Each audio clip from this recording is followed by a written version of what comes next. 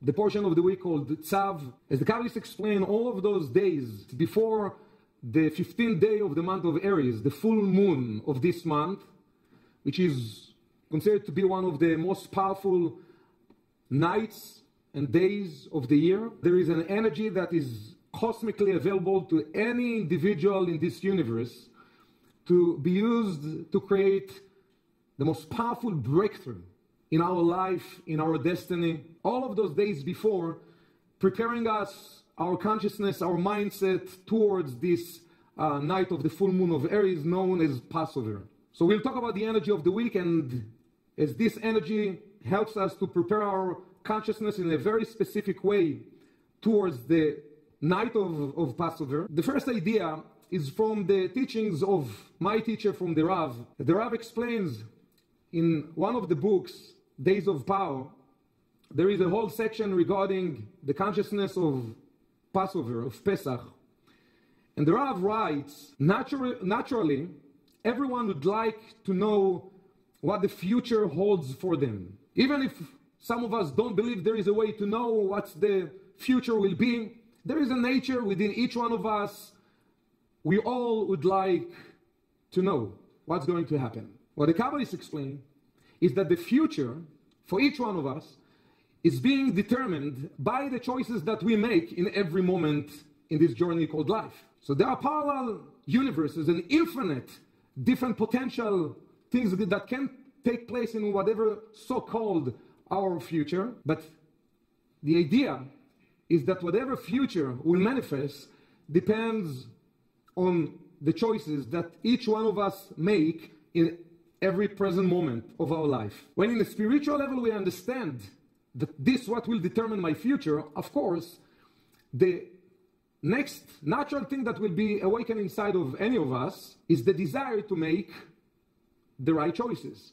This part in our process, these choices that we speak about, they are not the choices of what shirt I'm going to dress, I'm going to use tonight for the session. This is not the choices that we speak about. The choices that we speak about that determines the future for each one of us and any individual in this process journey called life will be connected with the moment that a challenge presents itself and the way that I choose to handle it.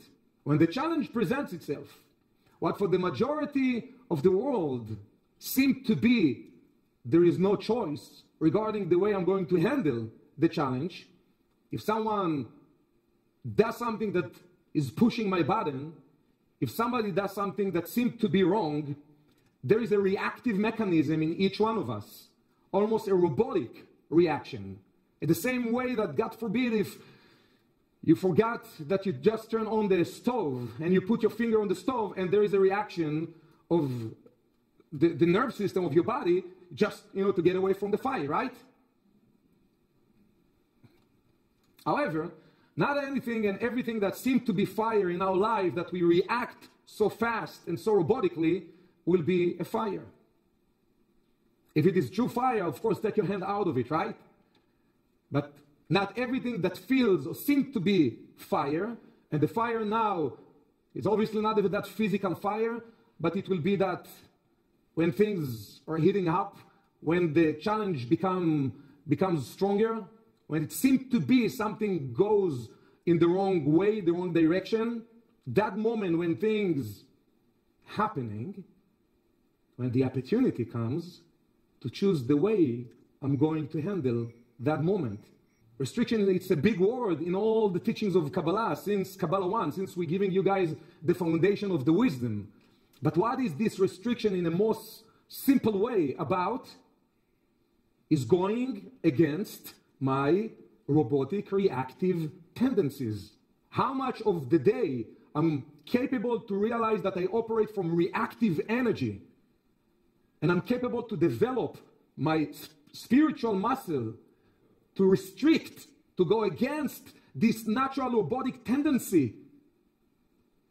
This is eventually how much control, according to the Ari, according to the Zohar, how much control one will gain over their lives, the movie of their lives. When one elevates to a higher place, The Rav writes in this section of the book, there is kind of a new ability, and we speak about spiritual ability as far as perception, to move forward in time, to rewind your movie, to go back in time, and most important thing, to look at your life and to switch, to change a channel. To change a channel. The first thing the Rav explains, we need to know that at that moment, as we experience one channel of reality, there are infinite different channels taking place at the same time. The second thing we need to know, there is a way to change the channel. What most of the time we do, when we don't like something in the channel of our movie, our lives, there is something in the relationship that I don't like, there is something in the job that I do that I don't like, there are certain people annoying me, there is certain things that I would wish them to be different. What the default mindset of all of us would do is would wish to change those certain interruptions in that channel. What most of us to do, try to perfect that movie we are in. While there is a more perfected movie, that there is a different work to do in order just simply to change the channel. If there is something I don't like in my movie, I want to switch a channel. That in the next different, more elevated channel movie of life, everything works different than the way it is today. It doesn't mean that there will not be different challenges in the other channel. There will be, since every challenge that we face is an opportunity the universe is giving me to strengthen my ability to restrict, to make choices more from the right place, to elevate even higher. But I will not need to live my life on the same channel, being frustrated on the same things for 20, 30, 40 years. Switch the channel. One of the most powerful nights of the year to switch the channel is the night of Passover, the full moon of the month of Aries. The first thing we need to do in order to plant a seed as far as building and awakening our consciousness is to get clear in more elevated channel of life how things will look like for you. What are the things that will be better? What are the things that you'd wish to be different, to be more positive, to be more elevated, to be more connected with what you truly want? What are the things? This is the week to get clear. What are the things that you want to be different in the channel of your life? So let me give you 2 minutes to start to plant the seed for the spiritual work of this week, and not just the wisdom and the energy that we share together here, to start to plant the seed for the spiritual work of this year, starting to get clear. What are the things that you'd wish to perfect, that in the next channel of your reality of your life, the things that you really want would be able to manifest in that channel, are already being manifested in that channel, and you just need to plug into that channel. Think about 1 or 2 or 3 different things in your life experience today. It can be in the last 30 years, but today, that you would like them to be different, more positive. I'll give you 2 minutes. And those of you, beside of thinking and writing it down, that are open and feel comfortable to share, you can feel, I believe, safe to share with those who are around you, because we are all on the same journey. So take the moment to share at least one idea from your life with a friend sitting next to you. Do it in groups of 3, okay? 2 minutes, please. You desire for certain things to be more tuned to the right energy. Is there anyone around you that is capable to force this change to happen? Now let me ask you another question, okay, that will get us into a deeper place. If you're, because of certain things that happened in that day, made your spirit, your energy to be a bit down, you know you should be happy, but you cannot bring this energy of happiness inside of you. How many of you experienced that? I do want to be happy, but I have enough reasons why I'm not happy, and I cannot force myself to feel happy. It can be a different experience. Someone in your life that you love, someone that you truly love in your life. But you know we are humans. Sometimes we do things making upset each other, right? And you got upset at somebody that you truly love. And in those moments when you feel upset, and deep inside you don't want to be upset, you do want to keep your connection with the energy of love towards this individual, but you find that there are moments that we cannot bring ourselves into that place. Sometimes, even us cannot force ourselves into something related to the spiritual level. However, what in the foundation of the wisdom, the Zohar explains, and Rabbi Isaac Luria explains, and all the Kabbalists explain, that even though sometimes we know something to be the right thing for me, and I'm not able to force myself into it, be happy to express love towards somebody that I just got upset at them, I need some time, right? Which is okay, we are all in that process. But there is one thing that the Kabbalists explain, in the core of what will determine eventually how the process will manifest itself, is what is in your desire. Because many times we're unhappy and we justifying our unhappiness. Many times we feel disconnected from somebody because maybe they did something that hurt us, and we don't want to love them. We just want to be upset at them because we have all the reasons. Sometimes we don't want, even if we are not capable to force ourselves into the right spiritual position that we know will be the right. We know will be the right thing will be to love. We know the right thing will be to achieve happiness that is not dependent on anything external. We know all of that, but even us cannot many times force ourselves into the right space of energy. But the Kabbalists explain that what will determine eventually our development, achieving, awakening those true powers inside of us, will be the level of our desire. So even if I cannot get myself to be happy in any moment of unhappiness, the one thing that I can do is to reawaken my desire to be happy. Even if I'm not capable always to express love towards somebody that just did something that hurt me, I can work on awakening my desire to be able to do that. The level of the desire, where my desire is tuned into, will determine eventually what will happen. In the process will not always find ourselves succeeding in overcoming our ego.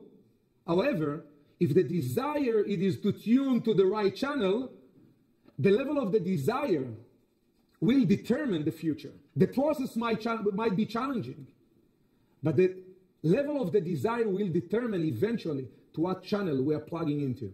What forces inside of us we will be capable to awaken, and where life eventually will take each one of us.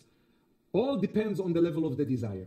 One of the sections in this weekly portion of Tzav, the Zohar says, and I want to read it in Aramaic to help us to awaken the energy and not just the wisdom. The Zohar writes, "Ve'al da'it בת היי סיטרא אחרא בידע דכהנא דכתיב צו את אהרון ואת בניו לאמור. רזה אחד דאה וכמנה לצו אלא עבודה זרה. ואחא התייבת לה להתוגדה, ההוא מחשבה רעה ולעברה לה מגוי קודשה, בהאי ראותה דסלקה לעילה, ובהאי תננה וטבין דיוקדן, בגין להתעברה מן קודשה, והאי צו ברשותי קיימה, להפרשה לה מן קודשה, מגוי האי קורבנה, והיא תימה צו את בני ישראל." In this verse, the Zohar reveals one of the foundation of the entire spiritual work according to this wisdom. The name of the portion is Tzav. Tzav literally in Aramaic or in Hebrew means command. The Zohar writes that whenever I do something from a consciousness of a command, meaning you command me to do something and I'm following your orders, I do it because you said so, not necessarily because my true desire is there, not because my heart is there, I just follow orders.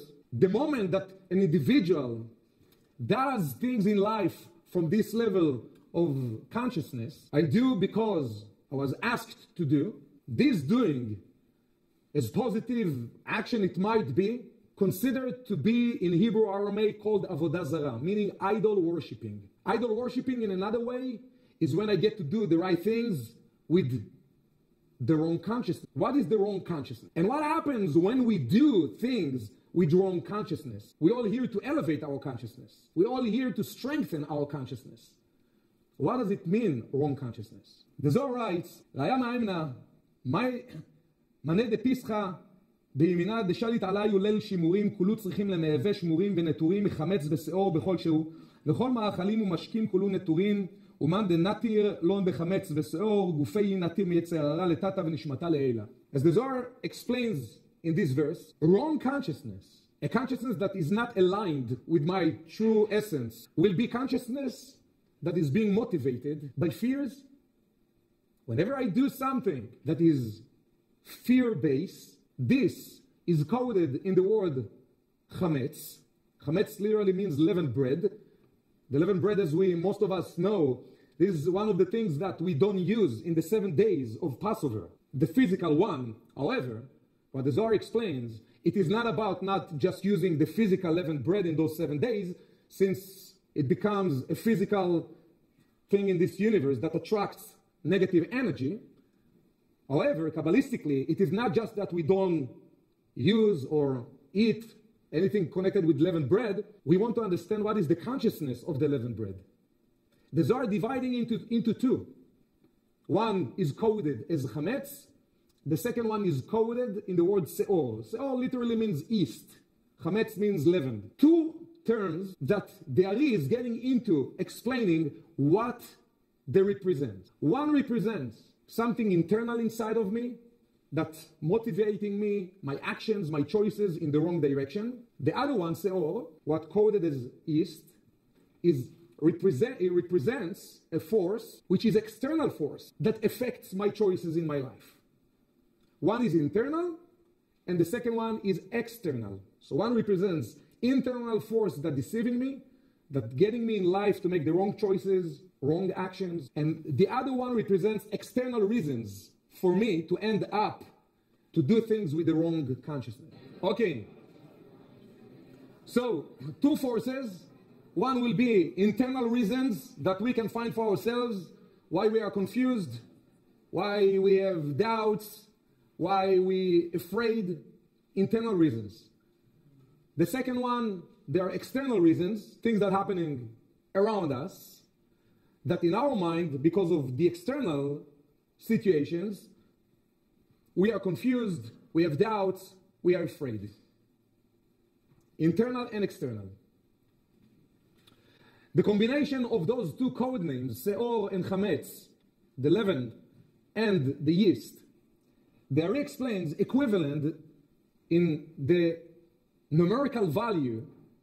We know that each Hebrew letter has a number, so the energy around those two words, the frequency, the number behind those two words, equivalent to 639.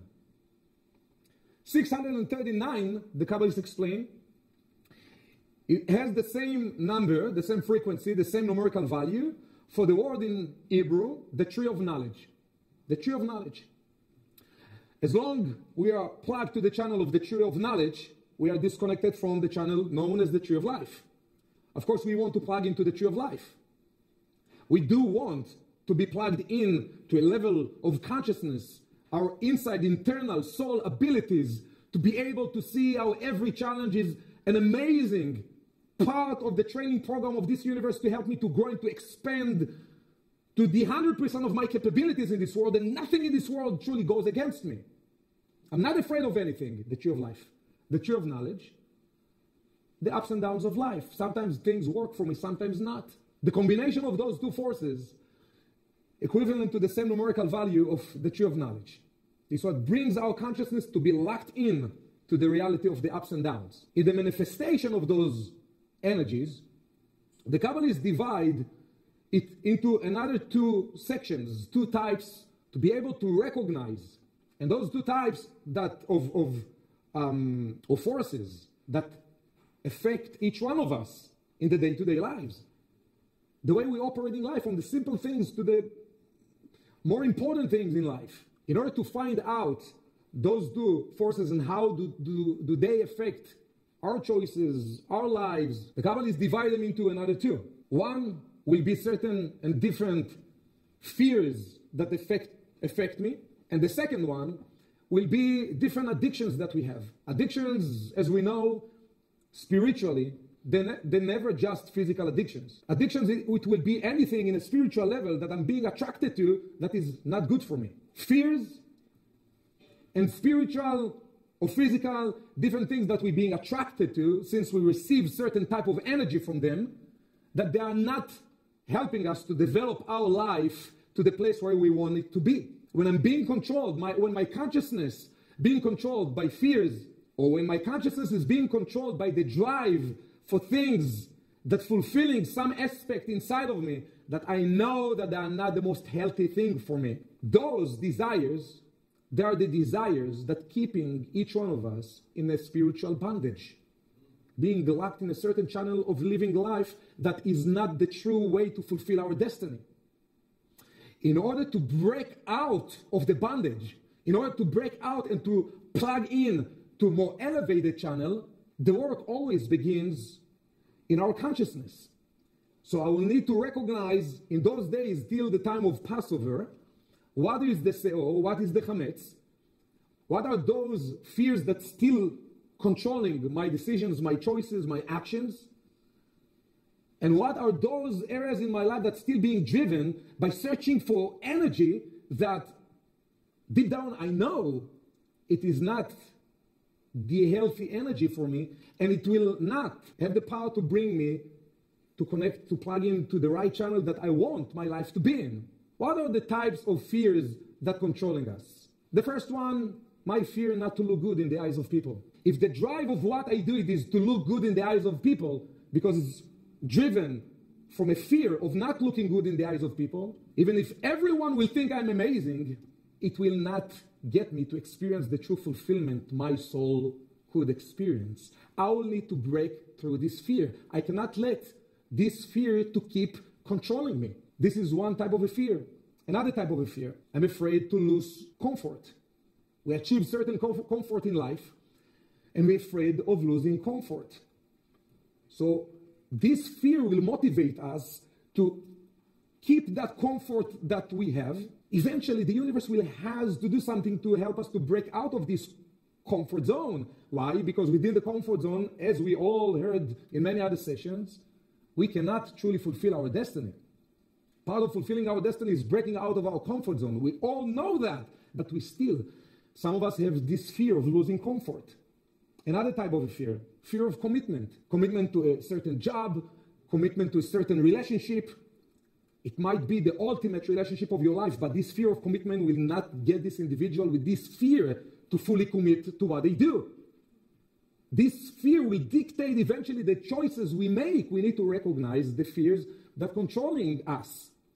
I'll give you a few more examples. Fear to open up emotionally, to show my true self. So I'll try to hide my feelings because I'm afraid if I will open up, someone might hurt me. But being motivated by a fear, even if I will find the ultimate individual, that meant to be for me in this life, but the fear of not being able to open my heart, to show up, who am I, in the true essence of who I am, and not just to put the mask on my face and to hide behind different concealments, just to protect myself. This fear creates limitations. It's not letting us to expand and to grow to that place where our destiny can be. A fear of being weak, a fear of not being perfect. There are different fears that controlling our inside. Guys, this is now the time of the search. This is the time of the search. What are those fears? Because most of the time we're not even aware of what truly controls my decisions, choices, actions. We're just doing it because that energy controls us. The second type, as we mentioned, is different attractions for energies that we know long-term will not be healthy and good for us. And obviously, they're all connected with different aspects of our ego driving our lives. So it can be the drive behind what I do. You can be part in a team, for instance. You can be in whatever you do.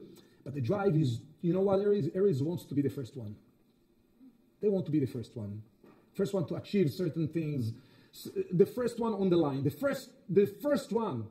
And everything they will do, it will be eventually to be the first one.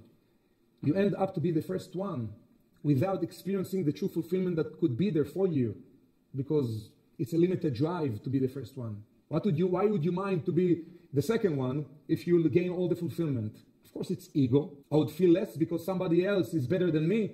Each one of us is different. I'm not here in a competition against other people. This is at the soul level we need to realize. But if I live my life I feel I'm in a competition with the world and I need to be the first one, I'm investing my energy in a direction, I'm going through a fight that does not even exist. At the soul level, we're not here to compete with anybody. There is a certain energy and certain destiny we're here to achieve, and it's never being compared to somebody else. It can be the desire, the need to be respected. So everything I will do, it's eventually to achieve this energy of respect from other people, recognition, validation. We spoke about comfort. Everything I do, it is to achieve comfort. Most of people working very hard in their lives for what?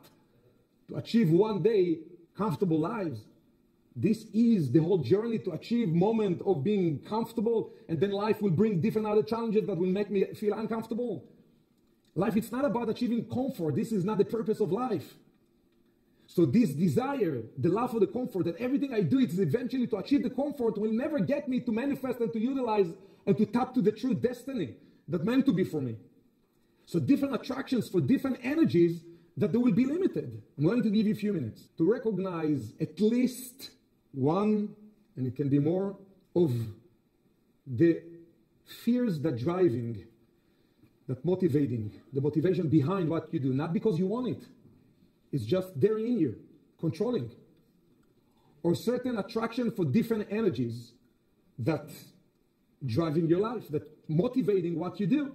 At least one of each, if not more. Okay, few minutes to recognize, and again, if you're open, to share it in groups of 3, please.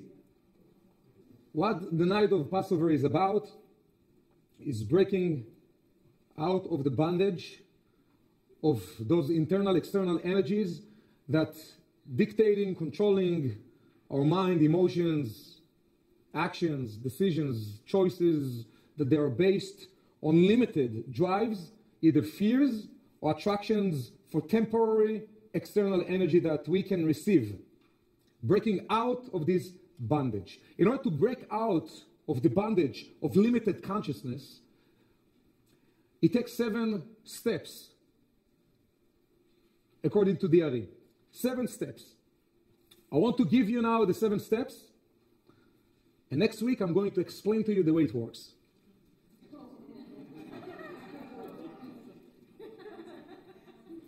The Ari, again from the 16th century, the Kabbalists who decoded the whole system of this universe. This is the whole system that Kabbalah that is using.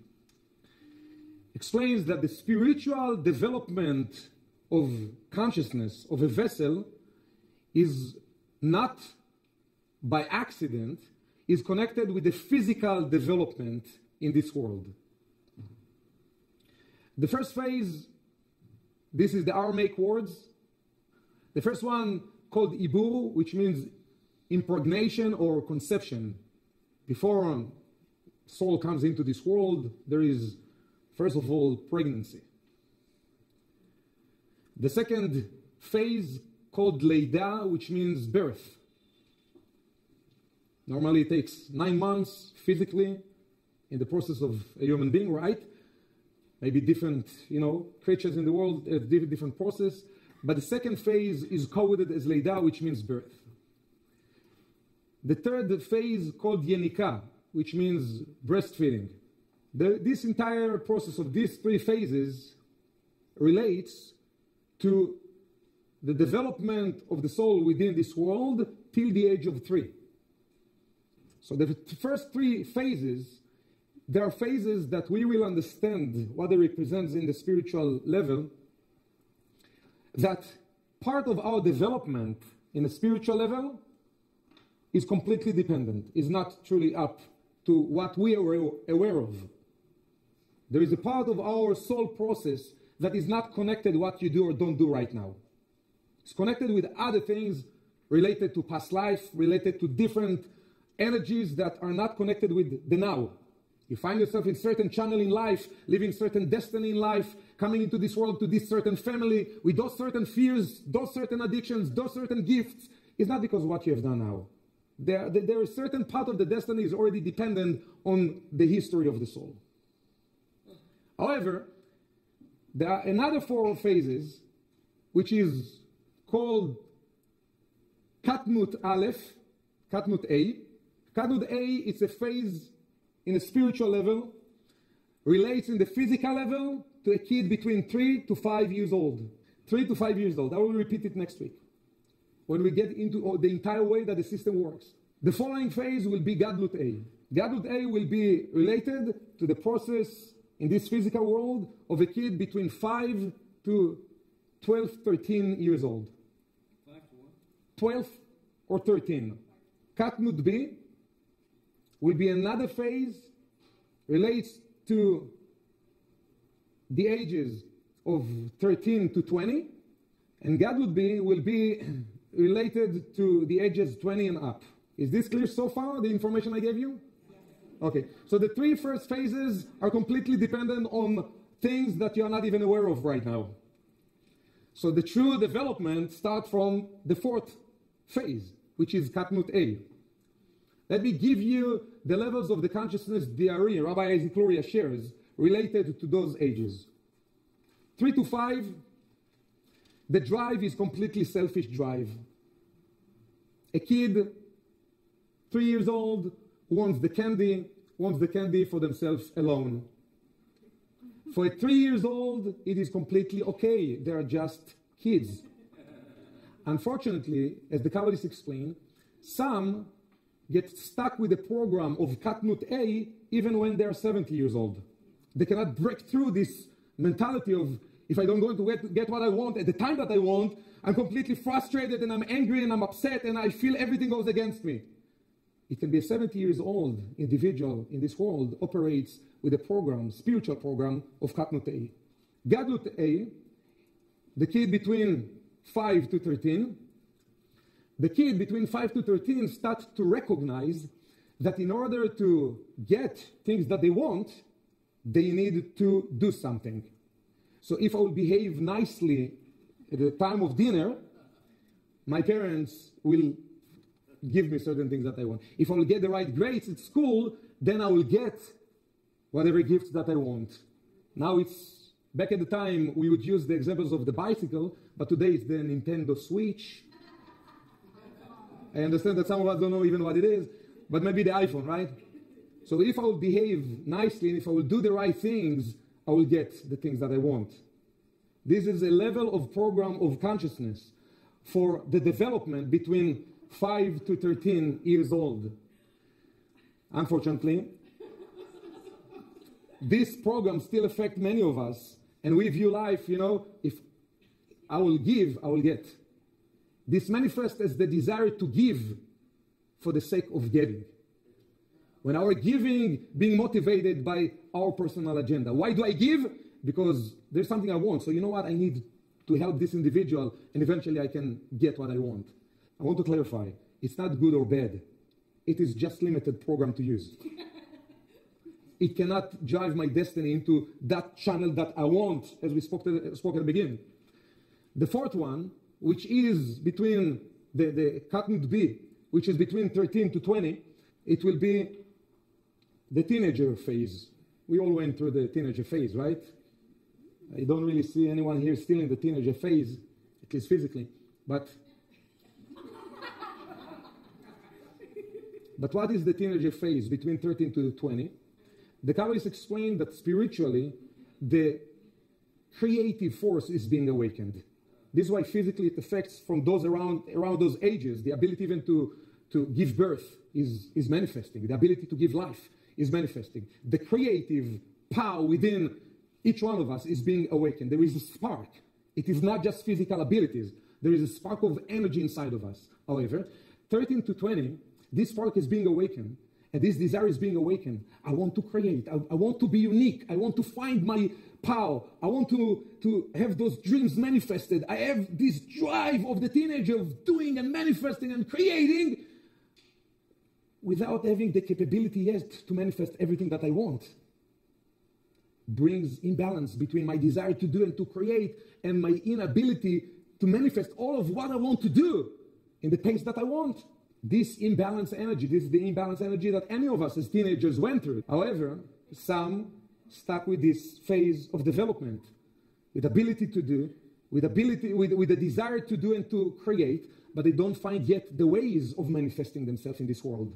The final phase, which is Gadlut B, this is the ultimate phase of development in a spiritual level is when you recognize your true desires and you are capable to manifest them. And your fulfillment is not coming because of anything that you get from the outside. Not because of people respecting you, not because of anything that's fulfilling us from the outside. The vessel operates from the inside with capability to manifest their powers. This is the Gadlut Be. Of course, in the levels of development, we all want to reach that Gadlut Be. Unfortunately, as the Ali explains, we are not there. We are not there. We don't even know how does it taste to be there. However, those 7 levels of the developments, there are transitions between levels of consciousness. There are developments of levels of consciousness. Again, we will get into the way it works, this development, and the way that all the system affects this development next week. If the entire year, in order to develop myself to operate from a strong place, not fear-based, and not being attracted and the drive to get energy from the outside, if God would be, this is now my destination, the Kabbalists explain that there is one night in the year that the universe is handing this gift, awakens the most elevated, most powerful aspect of this desire and this ability at the soul level inside of each one of us. If normally it takes a process to develop spiritually, there is one night, 15 of the month of Aries, the full moon of Aries, that this is the entire gift that we're working towards the night of Passover, to be able to awaken part inside of each one of us without the need through the process of development. The Kabbalists explain that the night after the night of Passover, this light that is being awakened in us the day before disappear. So they ask, so what's the point? What's the point? The universe is coming in and giving each soul in the world what we need to know. It is the process that takes place in that night. We need to have the desire for it. We need to know what to ask for, what to awaken inside of us. And more important is the process. What do I need to do in order to prepare my consciousness, my spiritual vessel, to receive that gift? The preparations, it's everything we covered tonight. This is the week to do a soul deep search inside of me to find all the motivations that are fear-based or temporary energy that I still desire and in a need to get from the outside. This is what's limiting our capability to reach our greatest phase of desire, which is the Gadlut Be, the most elevated, powerful capability of our soul in this world, because we're still attached to limited fulfillment. To let go of this limited fulfillment, to let go of my fears, to let go of this attraction for limited energy in my life, it takes 7 steps to get there.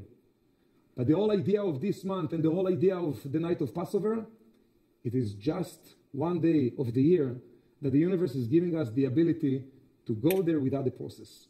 But in order to activate the energy in the 15th day of the month of Aries, we need to do this search inside of us. We need to do this search inside of us.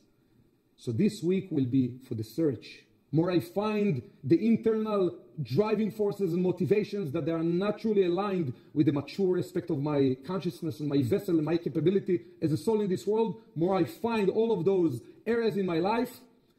As the Ari explains, you don't need in this period of time to find ways to overcome them.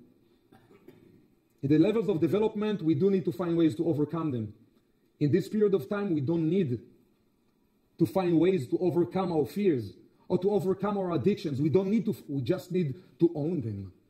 The light that comes, that shines in the night of Passover, it's one night in the year that has the ability to cleanse everything that is making us being slave to those limited levels of consciousness, developed levels of consciousness that keeping our life being a channel that is limited channel. To break through this limitation in our life, we need to realize there is nothing around me that's limiting me. It's my fears, it's my attraction for limited fulfillment. More I dig inside this week and expose them, first of all, for myself. It's important to share it as well with somebody that I trust. But more I expose, this is how much the light of Passover can help me to cleanse from my inner system. And the way the Ari described the inner system and the way that it works, it's just profound and amazing and beautiful. But this is I'm going to share with you next week. So this coming week, what I want you to do, as far as the focus of the work, is expose as much as you can. Because more we expose the things that limiting us from accessing the most powerful, elevate part of ourselves, this is what this month, and especially the night of Passover, this light that shines, can help each one of us to cleanse from our system, to reawaken the true power inside of us.